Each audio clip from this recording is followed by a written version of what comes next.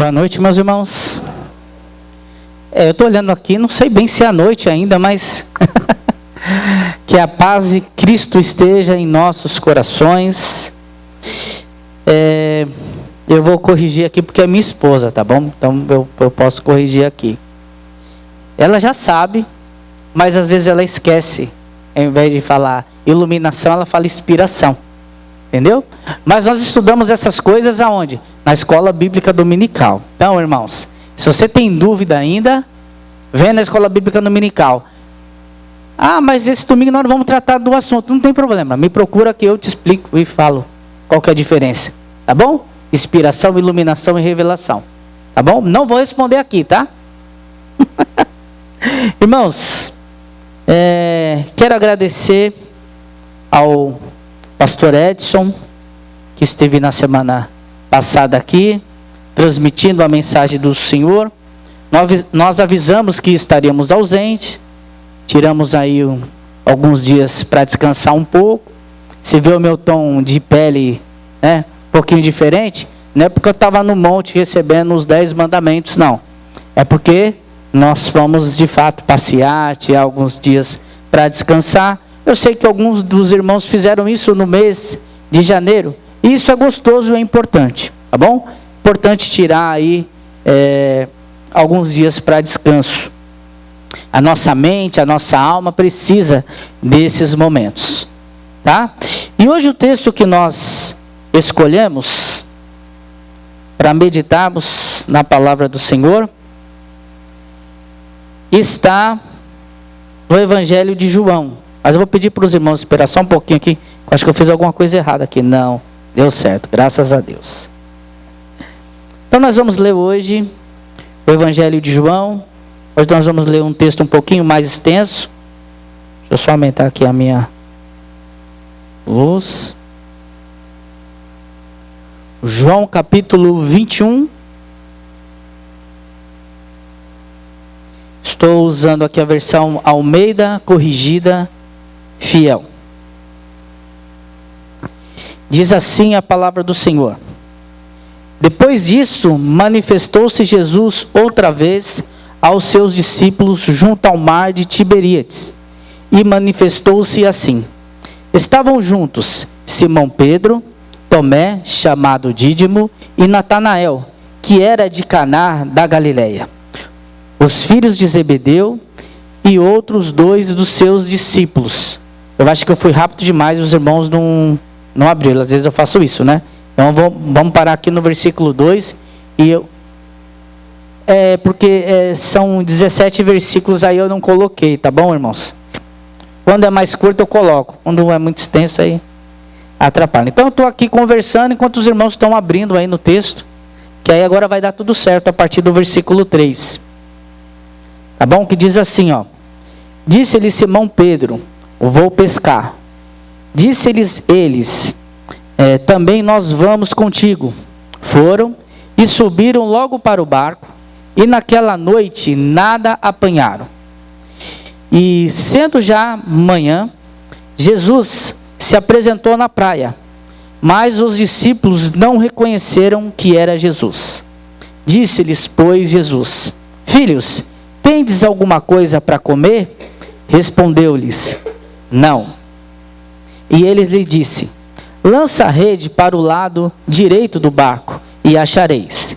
E lançaram-na, pois, e já não podiam tirar pela multidão dos peixes.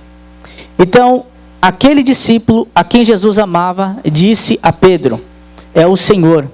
E quando Simão Pedro ouviu que era o Senhor, cingiu-se com uma túnica e lançou-se ao mar. E os outros discípulos foram com o barco, levando a rede cheia de peixes. Logo que desceram para a terra, viram ali brasas, um peixe posto em cima e pão. E disse-lhe Jesus: trazei dos peixes que agora apanhastes. Simão Pedro subiu e puxou a rede para a terra, cheia de 153 grandes peixes, sendo tantos, não se rompeu a rede. Disse-lhe Jesus: vinde e comei. e nenhum dos discípulos ousavam perguntar-lhe: quem és tu? Sabendo que era o Senhor. Chegou, pois, Jesus, tomou o pão e deu-lhes, e semelhantemente o peixe. E já era a terceira vez que Jesus se manifestava aos seus discípulos, depois de ter ressuscitado dentre os mortos. E depois de terem jantado, disse Jesus a Simão Pedro: Simão, filho de Jonas, ama-me mais do que esses? E ele respondeu: Sim, Senhor, tu sabes que te amo. E disse-lhes: apacenta os meus cordeiros. Tornou-lhe a dizer segunda vez: Simão, filho de Jonas, ama-me? Disse-lhe: Sim, Senhor, tu sabes que te amo. E disse-lhes: apacenta as minhas ovelhas. E disse-lhe terceira vez: Simão, filho de Jonas, ama-me? Simão entristeceu-lhe por ter-lhe dito terceira vez: ama-me. E disse-lhe: Senhor, tu sabes tudo, tu sabes que te amo. E Jesus lhe disse: apacenta as minhas ovelhas. Até aqui, vamos orar? Santo e amado Deus, nós estamos aqui mais uma vez diante da tua palavra e diante, ó Pai, desse relato do teu evangelho de João, Senhor. Sabemos que a tua palavra, Senhor, vem ao encontro dos nossos corações, Senhor.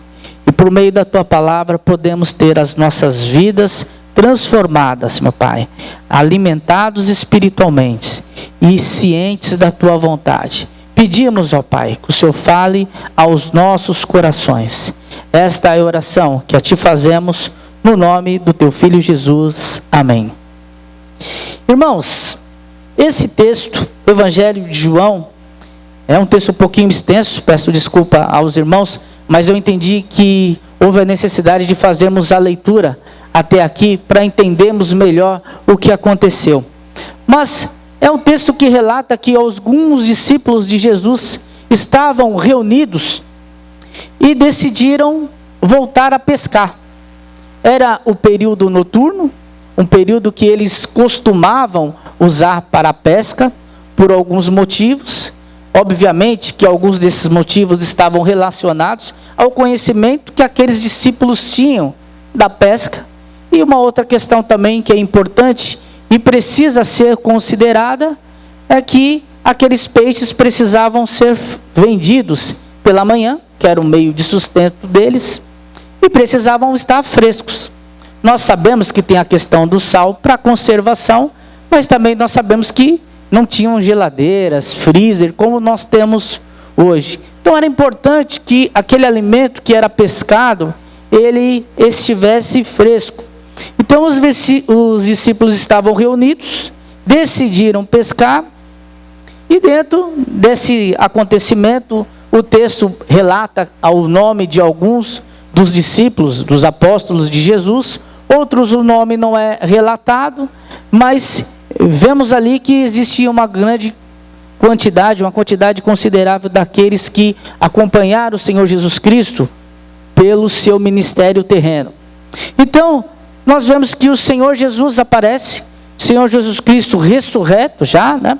Já tinha morto e ressuscitado. E naquele primeiro momento, alguns dos discípulos não reconheceram e não perceberam que era o nosso Senhor Jesus Cristo. Então nós vemos aí uma situação semelhante ao que nós encontramos bem relatado, por exemplo, no livro de Lucas, capítulo 5, de versículo de 1 a 11, em que nós encontramos uma passagem em que o Senhor Jesus encontrou alguns pescadores ao mar e ali ele realizou um grande milagre. E não apenas realizou um grande milagre, como também comissionou alguns daqueles homens para o seu ministério, né? E disse para Pedro que o faria pescador de homens. Então nós vemos que é uma situação bem semelhante. O Senhor Jesus, então, naquele momento, pergunta àqueles que ali estavam se tinha alguma coisa para comer. E nós vemos no texto que, apesar de terem pescado a noite inteira, eles não tinham apanhado nada. E aí vai o carpinteiro ensinar eles a pescar, né? E fala, olha, lança um pouquinho mais para cá. E aí nós vemos mais uma vez aquela situação se repetir, em que o Senhor Jesus opera um milagre na vida daqueles homens, no trabalho daqueles homens.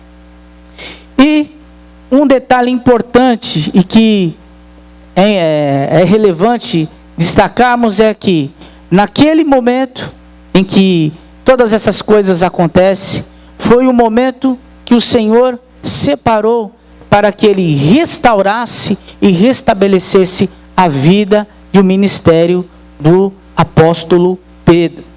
Por isso o tema do sermão dessa noite é o Deus da segunda chance. Considerando que foi isso que aconteceu com o apóstolo Pedro, nós sabemos o que aconteceu com esse apóstolo. Ele, no final dos ministérios, faltava pouco para tirar uma nota 10. Eu não digo uma nota 10 porque ele teve alguns outros pequenos desvios aqui, como todos nós, mas faltou pouco para passar de ano, e na última cena dele, quando Jesus estava para ser crucificado, nós lembramos que ele acabou negando Jesus 3 vezes. Então aí se estabeleceu uma situação em que houve a necessidade de que o próprio Senhor Jesus Cristo restabelecesse a vida do apóstolo Pedro.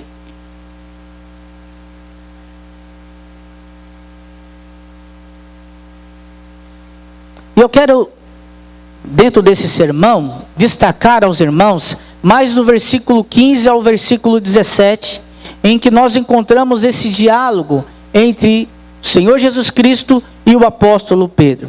Mas eu quero destacar alguns detalhes sobre a vida e a atuação de Pedro no ministério de Jesus. Porque Pedro foi um líder no ministério de Jesus, dentre os 12, e nós vemos que Pedro acertou muitas vezes. Em Mateus capítulo 16, versículo 16, ele faz aquela famosa afirmação que Jesus Cristo é o Cristo, é o Filho do Deus vivo, mostrando ou reafirmando quem era o mestre que estava com ele, que ele estava acompanhando. Então, essa afirmação do apóstolo Pedro é importantíssima. Nós vemos em Marcos capítulo 3, em que os discípulos encontram Jesus. Jesus estava andando sobre as águas, e todos eles apavorados, e depois de ter recebido a resposta do Senhor, não, sou eu. Tá bom, se é o Senhor mesmo, peça que eu ande sobre o mar. E sob a palavra de Jesus, o apóstolo Pedro, por um certo tempo, conseguiu andar pelo mar. Também o apóstolo Pedro, ele é destacado no livro de Atos, a começar pelo capítulo 2, naquela famosa pregação em que uma quantidade relevante de pessoas se converteram logo no início da igreja primitiva. Então, irmãos, o apóstolo Pedro, de fato, era uma pessoa que sempre foi voluntária no ministério de Jesus, sempre trabalhou e sempre teve o seu destaque dentro do ministério. Lembra da música, da canção que as crianças cantam? Pedro, Tiago e João do barquinho, né? Tem até um meme, né? Que é uma criança cantando Pedro, Diabo e João, mas que tem um desenho, os dois apóstolos e o diabinho lá no meio, né? Mas, dentre os mais íntimos do Senhor, também ali estava Pedro. Entretanto, Pedro também foi um homem que cometeu falhas e equívocos. Ainda em Mateus capítulo 16, depois de ter afirmado que Jesus era o Cristo, Filho de Deus vivo, ele se deixa ser usado por Satanás, quando Jesus fala sobre a necessidade da sua morte e do seu sacrifício. E aí, em Marcos capítulo 6, depois de ter andado sobre o mar, mediante a palavra de Jesus, ele olha para as circunstâncias e ali ele afunda também. E em João capítulo 18, quando Jesus foi preso, que ele tirou a espada e cortou a orelha dos soldados. E muitos ainda acreditam que ele tirou a espada e quis fatiar a orelha do soldado ali, só para tirar um bifezinho, né? Mas na verdade ele queria confronto, ele queria guerra. A intenção dele era decepar o cidadão e vamos para frente. Então, na sequência nós vimos que em Mateus capítulo 26, que Pedro nega Jesus 3 vezes. Então assim, o que nós podemos entender sobre Pedro? É que com Pedro no nosso time, nós não morreríamos de tédio, né? Isso é certeza absoluta. Pedro era um camarada de muitas emoções e não omissão. Então ele sempre foi uma pessoa de atitude. E por isso alguns criticam ele, porque ele errou. Mas eu digo aos irmãos, os irmãos já sabem, só erra quem faz. Todos nós estamos sujeitos a erro. E com Pedro não foi diferente. E as escrituras sagradas não tentaram esconder as falhas de Pedro. Pelo contrário, estão aqui expostas. Mas também nós não podemos deixar de dar méritos à atitude daquele homem, que sempre foi um homem que batalhou e esteve junto com Jesus e, algumas maneiras, equivocadamente, se precipitou, mas ele estava lá. E da mesma forma, irmãos, nós temos que levar isso para a nossa vida cristã. Nós não temos que ter medo daquilo que o Senhor colocou nas nossas mãos para fazer. Sabemos sim que, como Pedro, invariavelmente, nós vamos cometer falhas, porque nós somos humanos e somos limitados. Mas não é com as nossas falhas que o Senhor está preocupado, mas com a nossa disposição. E aqui o que acontece com o apóstolo Pedro é exatamente isso. E pensando nesse foco da restauração do ministério de Deus, da segunda chance que o Senhor nos dá, vamos pensar aqui sobre alguns aspectos. Pedro volta a pescar. Então nós percebemos aqui, no versículo 14 do texto, que o apóstolo João, ele tinha já afirmado que o Senhor Jesus ressuscitou e já tinha aparecido aos seus discípulos pelo menos 3 vezes, de acordo com o relato de João. Ou seja, já era de conhecimento do apóstolo Pedro que Jesus ressuscitou. Ou seja, ele entendia que aquela promessa que o Senhor tinha feito, ela se cumpriu. Então, Pedro já sabia exatamente com quem ele andou, e que essa pessoa com quem ele andou, de fato, era o Cristo e o Messias. Mas, mesmo assim, Pedro decidiu voltar a pescar. O que nós podemos compreender sobre isso é que a situação de Pedro era uma situação um pouquinho complicada. O apóstolo Pedro, ele não voltou a pescar porque ele duvidava de quem era Jesus, porque ele não sabia que Jesus era o mestre, o salvador que deveria vir. Ele tinha ciência de todas essas coisas. E o fato do texto relatar que é a terceira vez que ele aparecia para os seus discípulos, restaurava ainda mais essa verdade. E caso Pedro tivesse alguma dúvida sobre a ressurreição de Jesus, se fosse essa a questão, ele tinha o túmulo como testemunha, vazio, e que ele poderia acessar. Além de todas as testemunhas oculares sobre a ressurreição do Mestre. Então aqui a questão de Pedro não era de quem era Jesus, ou dúvida sobre o ministério de Jesus, ou dúvida do que o Senhor tinha feito por ele. Mas ele tinha uma frustração por meio das suas falhas, e isso lhe tirou a convicção. A convicção não de quem Jesus era, mas a convicção da sua vida, de que ele tinha sido chamado pelo Senhor, do que ele deveria fazer. Isso não é uma crítica ao trabalho de Pedro, ao ganha-pão de Pedro, porque na mesma oportunidade em que o Senhor chamou Pedro, nós percebemos que o Senhor Jesus, quando encontra com ele, com Pedro, era consigo mesmo. E o texto em que relata sobre o que aconteceu com Pedro nesse episódio, quando ele nega Jesus, nós vemos o texto bem claro, em Mateus capítulo 26, de que após ele negar Jesus, o galo ter cantado, inclusive, fazer uma observação aqui sobre esse galo que cantou. Esse galo que cantou não é aquele galo que tem no galinheiro lá, não é aquele animal lá, cacaracacá, né? Que fica junto com a galinha. Não é esse galo, tá bom?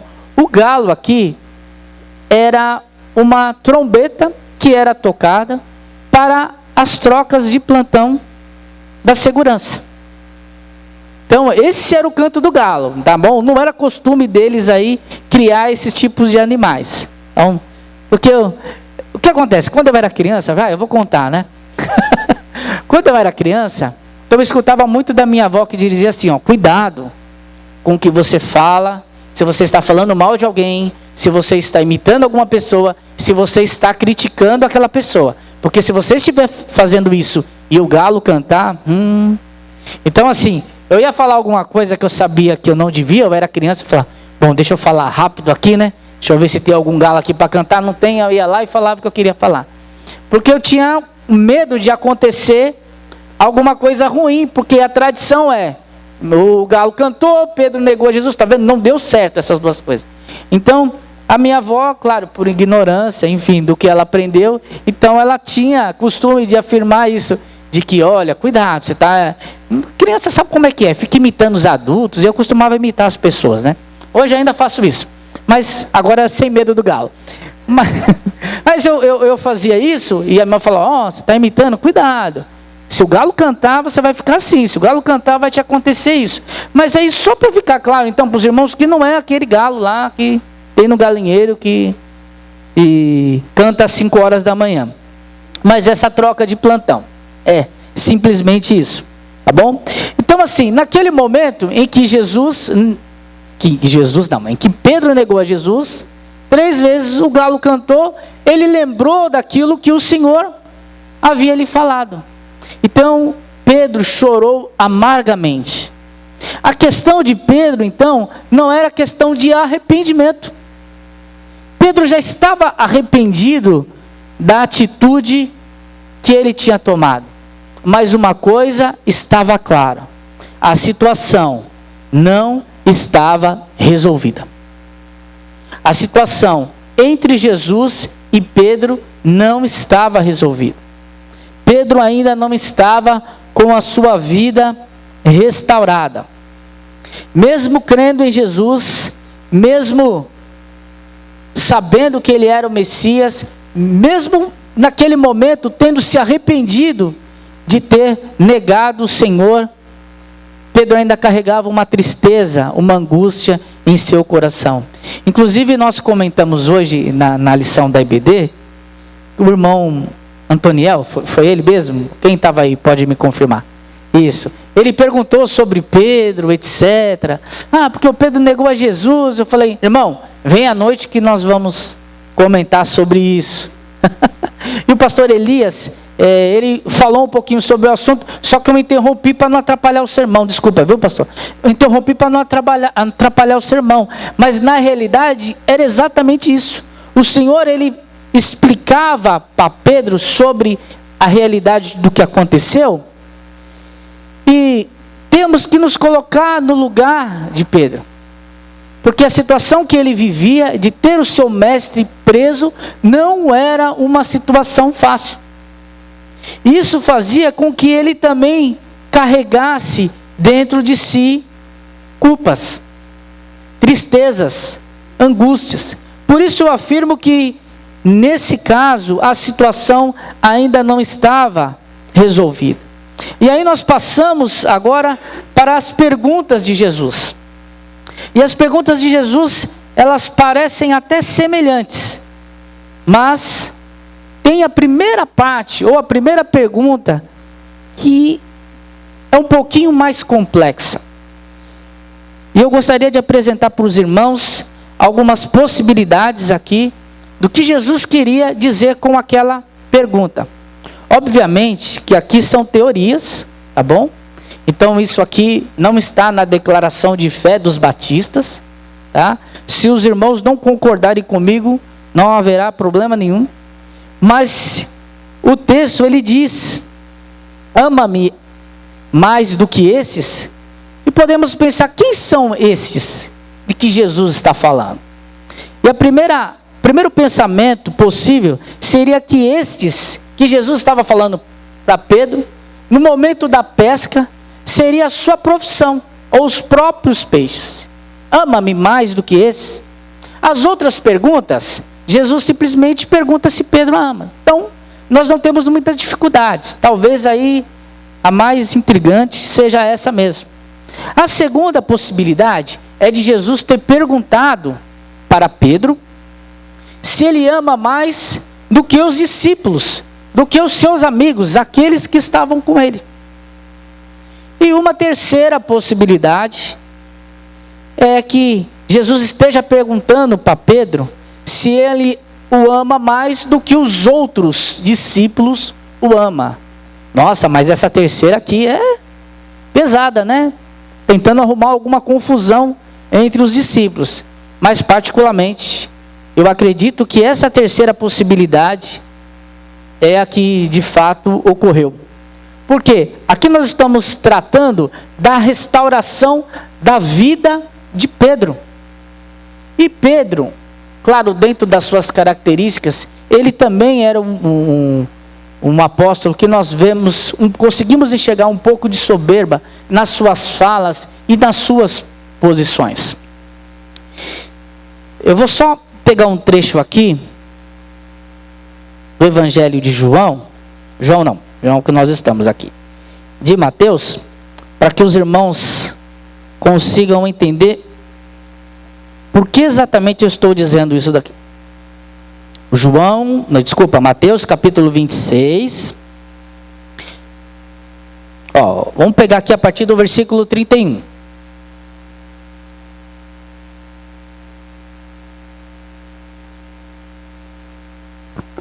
Acompanhem comigo então, por favor. Então Jesus lhe disse: todos vós essa noite vos escandalizareis por mim, porque está escrito: ferirei o pastor e as ovelhas do rebanho se dispersarão. O que o Senhor Jesus está dizendo? Que essa noite ele seria preso e que o pessoal ia se escandalizar e ia dispersar por conta disso. É isso que Jesus está dizendo. Jesus não está xingando ninguém, não está acusando ninguém de nada. Simplesmente ele falou, foi isso. Assim, vai acontecer uma situação, assim, eu vou ser ferido, vou ser preso, e vocês vão dispersar, vão se escandalizar. Vocês não estão esperando isso. Isso não é aguardado, não está desenhado no roteiro, na mente de vocês. Apesar, obviamente, das profecias sobre o sacrifício do Cordeiro de Deus. Aí no versículo 32 diz assim, mas depois de eu ressuscitar, irei diante de vocês para a Galiléia. Então aqui nós vemos novamente, o que Jesus estava dizendo não é uma acusação. Ele diz, vai acontecer isso, eu vou ser preso, vou ser ferido, vocês vão se escandalizar, vocês vão se dispersar, vocês vão fugir. Por quê? Porque vocês vão ficar com medo de serem presos e morrerem também. É isso. E aí o que vai acontecer? Depois que eu ressuscitar, eu vou diante de vocês na Galiléia. Então já está tudo combinado, tudo certo. É isso.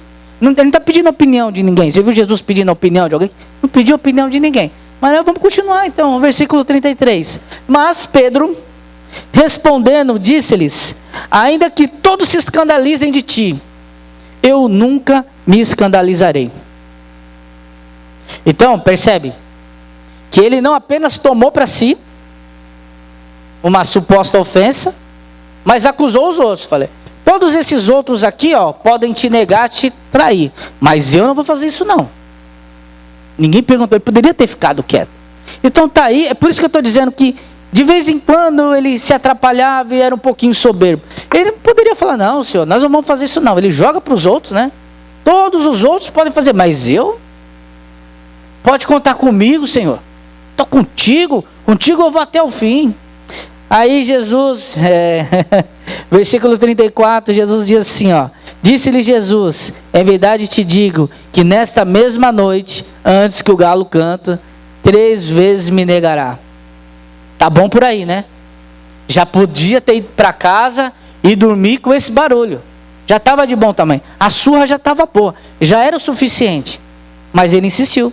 Tem o versículo 35. E cada vez ele vai piorando a situação dele. Aí no versículo 35 ele diz assim, ó. Disse-lhes Pedro, ainda que seja mister, ou ainda necessário, morrer contigo, não te negarei. E todos os discípulos te disseram o mesmo. Depois de Jesus ter dito para ele, olha, você vai me negar, o galo vai cantar, toma cuidado, fica quieto, escuta o que eu estou falando. Ele fala, ainda que seja necessário eu morrer por ti, eu não te negarei. E o que aconteceu? Então, irmãos, o que nós precisamos refletir? Qual era a situação de Jesus, de Pedro, mediante as perguntas de Jesus. Por isso que eu acredito que a opção 6 seja a correta. Até porque, em algumas versões que nós temos, na Nova Almeida Atualizada, ele já tem, digamos que esse acréscimo. Tá bom? Então assim, Jesus faz essa pergunta, na primeira parte nos gera essa dúvida, ama-me mais do que quem?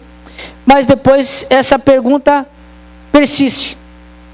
E ela é repetida 2 vezes, mais 2 vezes, consecutivamente. E o interessante nós meditarmos é que assim, a pergunta de Jesus, apesar de tudo, era bem clara. Jesus não pergunta para Pedro se ele era perfeito. Ele não pergunta isso. Não é isso que ele queria saber. Jesus não pergunta para Pedro, ó, tudo bem, eu estou te perdoando, mas você não vai falhar mais. Não é isso. E Jesus também não pede que Pedro prometa uma fidelidade sobre-humana, além do que ele possa suportar. Porque já estava claro que ele, como ser humano, era limitado. O que Jesus pergunta para Pedro é se ele o ama. É isso que Jesus pergunta para Pedro. E é isso que Jesus pergunta para cada um de nós. Eu não preciso dar desculpas para o Senhor. Ó Senhor, isso foi por causa daquilo, eu errei aqui, mas foi por conta do outro irmão, que não me cumprimentou, não me deu bom dia. Não. O que o Senhor pergunta para nós é se nós o amamos. Todas essas coisas e todas as falhas acontecem. E nós estamos e vamos continuar sujeitos a falhas.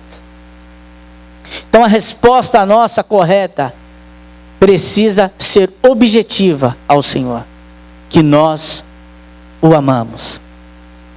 E quais são as respostas de Pedro?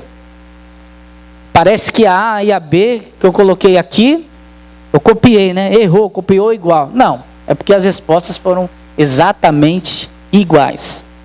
E Pedro, ele responde aqui, e esse Pedro que está respondendo aqui, não é o mesmo Pedro de antigamente. Não é aquele homem ousado, que estava à frente, convicto, que dava o primeiro passo, que era voluntário quando o Senhor o chamava, que andava sobre as águas, que fazia as afirmações importantes, que Jesus é o Cristo, Filho de Deus vivo. Não é esse mesmo Pedro, que esteve na liderança, que foi um dos líderes, um dos íntimos do Senhor. Não era esse mesmo Pedro. Esse Pedro, ele acaba se esquivando da resposta que o Senhor esperava dele. E quando ele responde sim, te amo, se nós compararmos com a primeira parte da pergunta, a pergunta número 1 que Jesus fez, ama-me a mais do que esse? Coloca essa pergunta dentro do contexto de Mateus 26. No mínimo Pedro responderia. Está perguntando de quem? Desses aqui? Com certeza, Senhor. Sou eu que te amo mais. Mas nós não vemos mais essa soberba, essa confiança na afirmação de Pedro. Talvez Pedro respondeu à pergunta de Jesus, preocupado com o que Jesus ia apresentar como argumento. De repente ele estava inseguro e pensou: se eu responder muita coisa, ele vai me dizer: tá, então por que você me negou? Por que aquele dia eu te avisei? Mas o Senhor Jesus, ele não estava preocupado em, na nosso linguajar aqui comum, jogar na cara de Pedro que ele tinha errado. A preocupação de Jesus era de restaurar a vida daquele apóstolo. Então Pedro estava nessa situação, talvez preocupado, ciente. E aí Jesus pergunta pela segunda vez, e faz a mesma pergunta, e recebe a mesma resposta. Então quando a pessoa faz uma pergunta para nós, e nós respondemos, e ela volta com uma segunda pergunta, é porque ela está precisando, ou ela deseja uma outra resposta. Aquela resposta não foi suficiente.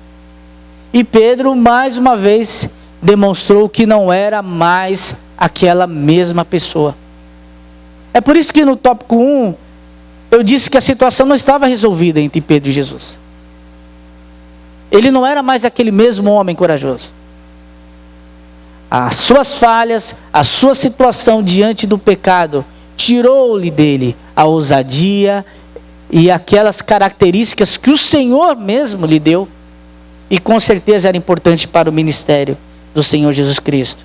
E aí o texto diz, na terceira vez que ele afirma, que Jesus pergunta, que Pedro se entristece. Talvez por lembrar daquele difícil dia relatado em Mateus capítulo 26. Talvez por pensar que, bom, o Cristo é o Senhor, mas eu vou precisar voltar a pescar porque eu pisei na bola, então eu não tenho mais chance nesse reino. Mas na verdade, Jesus pergunta para Pedro, e Pedro responde sim também pela terceira vez, mesmo triste, mas entendendo uma coisa, que aquele Jesus ressurreto era alguém que poderia restaurar o seu coração. E ele responde de maneira sutilmente, mas totalmente diferente. Sim, eu te amo. Tu sabes, mas tu sabes todas as coisas. Ah não, Deus sabe o quanto eu amo. Ele não devolveu a responsabilidade para mim. E sim se entregou dizendo, o Senhor sabe o que eu posso te dizer. O Senhor sabe que eu te amo. O Senhor sabe de todas as coisas. Apesar de ter essa tristeza, após ouvir a pergunta do Senhor Jesus, quando Pedro responde, ele responde de uma maneira em que ele se curva ao senhorio de Jesus, reconhecendo que ele sabe de todas as coisas, que ele conhece o seu coração, e não apenas que ele sabe que ele o ama, ou qual a intensidade desse amor. Irmãos, o Senhor Jesus, ele trabalha assim na vida de todos nós, porque todos nós estamos sujeitos a falhas. Pedro, por meio das pressões da vida, teve que tomar uma decisão rápida, em uma situação que ele não esperava. Ele foi encontrado, acompanhando Jesus. Você é um deles. Não tinha um script. Apesar de Jesus ter falado, olha, você vai me negar, não tinha um script. É um momento que ele foi pego de surpresa. E com medo, ele cedeu às pressões. Quantas vezes nós cedemos às pressões dessa vida? Somos pegos de surpresa. Para concluir, irmãos, Pedro se entristeceu, talvez por se lembrar das suas falhas. Mas o mestre quis restaurar a sua vida e o seu ministério. E tirou e tratou aquela culpa que Pedro carregava. mas depois eu vejo, tá tudo certo. Às vezes nós precisamos desse tratamento de Deus. Às vezes a nossa vida com Deus está em cacos. A nossa vida com Deus às vezes está em pedaços. Porque nós, como falhos que somos, nós ficamos remoendo coisas do passado, falhas do passado. Muitas vezes nós falhamos, muitas vezes falharam conosco, e nós não conseguimos nos libertar dessas coisas. E precisamos da cura e do trato do Senhor Jesus Cristo, para que tenhamos a nossa vida restaurada. Nós também falhamos, mas o nosso Senhor é o Deus da segunda chance. E Ele quer dar a segunda chance para cada um de nós, que vive uma vida cristã com ressalvas, com tristezas, com pecados. E muitas vezes nós achamos que não somos mais dignos do perdão de Deus, porque o Senhor um dia chegou até as nossas vidas, mas nós falhamos e nós deixamos de fazer o que era certo. Mas da mesma forma que Pedro cedeu às pressões, individualmente nós também podemos falhar. Mas temos que lembrar que existe Senhor que quer nos dar a segunda, ou seja, a terceira chance. Mas o Deus que está disposto a restaurar as nossas vidas e a nossa comunhão com Ele. Fiquemos com essa palavra e ore ao Senhor para que tenhamos os nossos corações curados de qualquer tristeza que venha a prejudicar a nossa comunhão com Deus. E saber que o Senhor continua conosco e nos dá a segunda chance. O Senhor nos abençoe.